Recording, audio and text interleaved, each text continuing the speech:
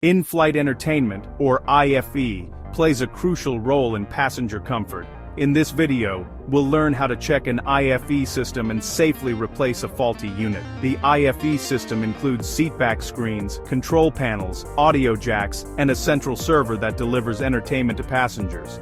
Common IFE faults include a blank screen, frozen display, touch not working, no audio, or system rebooting repeatedly.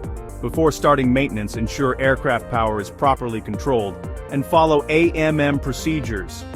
Always wear proper PPE. Start by performing a basic operational check.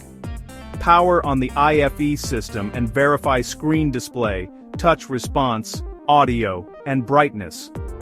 If the IFE is unresponsive, reset the system using the cabin management panel, or perform a power reset as per the AMM. If the fault persists, identify the affected seat number and confirm the faulty IFE unit using fault messages or byte test results.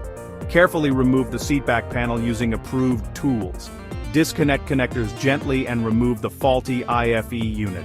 Install the serviceable IFE unit, reconnect all connectors securely, and refit the seatback panel. Power up the system and perform a full operational test to ensure video, audio, and touch functions are working correctly. Record the replacement in the aircraft logbook and sign off the task according to company and regulatory procedures.